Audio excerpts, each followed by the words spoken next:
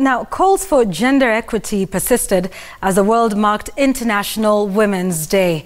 This coming barely a fortnight since the Kenyan National Assembly for the fourth time failed to pass the two-thirds gender bill seeking to increase the number of women in leadership posts.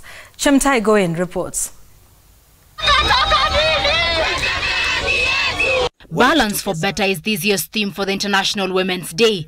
Multiple events have been organized across the country to take stock of the strides made in pushing for gender equality, while enhancing women's role in pushing for development. 78% of unpaid care and domestic work is done by women. Everybody should remember their mothers. Nobody pays your mother to look after the house.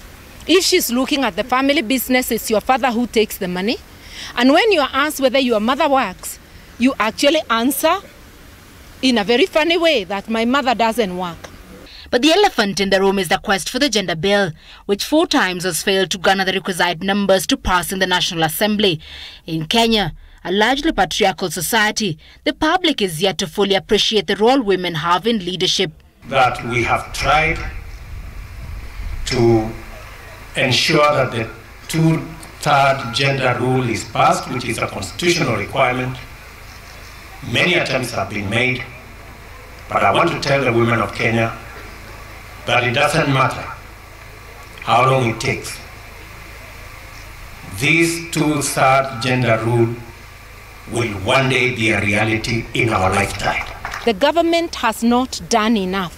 This is a wake-up call that we are failing on inclusivity. Governments and persons in authority at whatever level must know and understand that women's rights are human rights and that equality between men and women in any society is not anybody's option.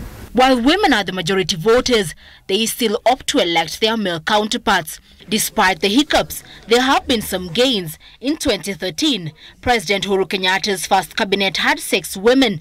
After the reshuffle, the number was retained, but they were allocated more powerful dockets. President Kenyatta has since made history as being the first Kenyan president to have a female aide-de-camp. Mid-July last year, Fatuma Ahmed was sworn in as Kenya's first female major general, promoted as Assistant Chief of Defense Forces for Personnel and Logistics. Though their number in elective positions remains low, a record number of women were elected in 2017. Out of the 67 senators, 47 of whom are elected, 3 are women. In 2013, there was no elected female senator.